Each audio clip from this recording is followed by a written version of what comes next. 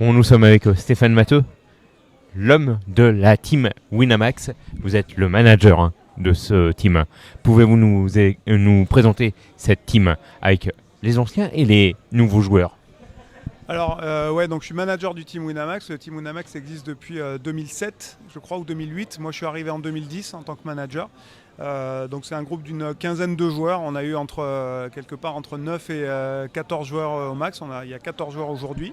Alors, il y en a qui sont là depuis le tout début quand je suis arrivé. Dadvi Kitai étant celui auquel je pense, qui est le plus ancien aujourd'hui du groupe. Il y a Gaël Baumann qui est là aussi depuis 2012.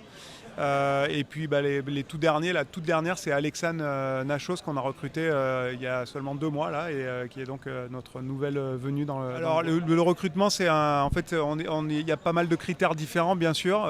L'idée, c'est que ce soit donc ces joueurs-là, en fait, c'est un petit peu la vitrine de la marque Winamax pour le poker. Donc c'est les ambassadeurs du site. C'est des joueurs qui sont pour la plupart des pros, c'est-à-dire qu'ils font que ça. Il y en a quelques-uns qui sont soit semi-pro, soit des joueurs aguerris, mais dont ce n'est pas l'activité principale, comme Coolchain par exemple. Comment on les recrute? Donc, c'est sur la base, de leur notoriété, de leurs compétences poker, bien sûr, de leur capacité à communiquer aussi, et puis voilà, de leur image, comment est-ce qu'ils représentent la marque.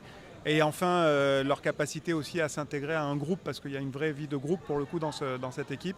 Et donc bien entendu, ça c'est un critère important aussi que chacun se sente bien au sein du groupe et contribue à sa manière à toute la vie du team. Ouais, alors à l'intérieur, ça c'est un petit peu mon boulot à moi, justement d'essayer de créer. Ça a été historiquement de créer cette cohésion et puis justement cet esprit, cette mentalité de tous, de partage et d'échange et d'essayer d'évoluer vraiment comme une équipe au sein d'une discipline qui est quand même très individualiste à la base. Le poker, c'est quand même un jeu où chacun joue pour soi.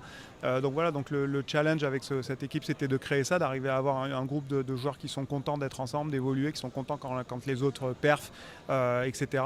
Et de maintenir cette cohésion. Donc aujourd'hui, c'est une équipe qui est super conviviale et qui fonctionne bien. Ils sont tous heureux d'être ensemble, de se retrouver, d'être ici au Winamax Poker Tour, de rencontrer les fans et de vivre toutes ces expériences ensemble. Ouais. Donc le team Winamax, c'est avant tout c'est des joueurs pros, en tout cas pour la plupart.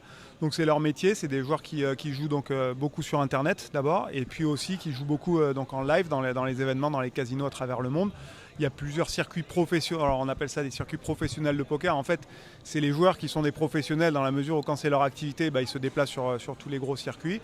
Donc nous, notre groupe, il évolue un peu partout dans le monde, essentiellement en Europe. On joue tous les gros tournois en Europe, donc notamment l'European Poker Tour. On a des events Winamax aussi qui sont disons d'une magnitude en tout cas financière un peu inférieure aux events professionnels. On va aussi à Las Vegas, bien sûr, au World Series of Poker, qui sont un peu la mecque du poker. Et puis on peut occasionnellement se déplacer un peu plus loin, comme en Asie, c'est arrivé quelques fois. Mais voilà, essentiellement, on est sur tout le circuit européen, un peu sur le circuit américain, notamment au World Series. Donc ça, c'est pour la partie pro. Et puis après, pour la partie Winamax, image de marque, etc. et ambassadeur du site, on a bien entendu le Winamax Poker Tour qui existe en France, qui va démarrer également en Espagne là, dans 15 jours maintenant. Et donc ça, c'est un circuit qui est tout à fait différent, puisque là, disons que l'esprit de ce circuit, c'est plus de rencontrer justement les fans, de partager cet esprit de communauté qui est très fort chez Winamax. Et donc de rencontrer un petit peu tout le monde et d'évoluer tous ensemble.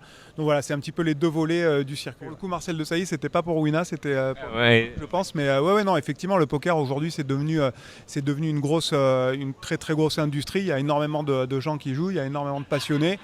C'est un jeu qui est fabuleux, les gens qui découvrent ça, généralement se prennent très très vite parce qu'il y a énormément de choses à contrôler, à comprendre, à apprendre sans arrêt. C'est un apprentissage qui ne s'arrête jamais. Et voilà, pour certaines personnes qui ont beaucoup travaillé, qui ont des capacités aussi pour le faire, ça peut aussi être le moyen de gagner sa vie. Donc voilà, on est vraiment sur un éventail très très large de choses qu'offre le poker. Et effectivement, depuis plus d'une dizaine d'années maintenant, c'est devenu une pratique très, très démocratisée, que énormément de gens pratiquent. On est fiers de. Je pense que Winamax a énormément contribué justement à développer aussi ça, cette image du poker et le poker en live grâce à des événements comme ça qui permettent à des gens de découvrir ce que c'est que de jouer au poker, de rencontrer d'autres gens et tout cet état d'esprit. Ouais. Patrick Bruel également. Et Patrick, bien entendu, Patrick qui est donc lui, pour le coup, il était là depuis le tout début avec Winamax. Je pense que beaucoup de gens aujourd'hui en France, en tout cas, c'est grâce à Patrick Bruel qu'ils ont commencé à jouer au poker. En tout cas, c'est lui qui a vraiment poussé cette discipline au tout début, quand très peu de gens connaissaient en fait même l'existence de ce jeu. Et donc voilà, Patrick est un passionné depuis des années du jeu. Il joue lui-même, il est très bon au poker. Et c'est vrai, je pense qu'il a vraiment donné le goût à énormément de gens. En tout cas, il a fait découvrir la discipline et il a su donner le goût à beaucoup de gens de ce jeu. Et du coup, il y a beaucoup de gens qui ont découvert ça grâce à lui. Alors pour moi, il y a énormément de similitudes. Elles sont pas dans la dimension athlétique de la discipline, bien sûr, puisqu'on n'est pas sur des capacités athlétiques.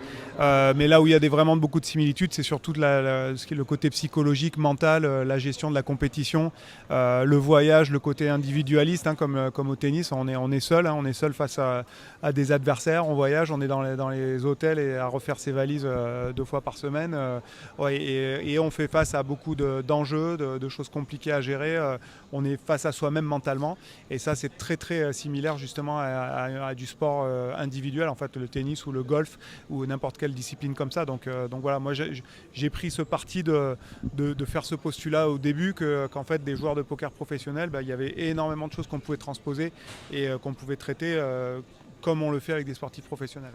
Ça serait fabuleux. Je sais que c'est quelque chose qui a été évoqué à plusieurs reprises. Je ne sais pas où ça en est aujourd'hui dans les discussions.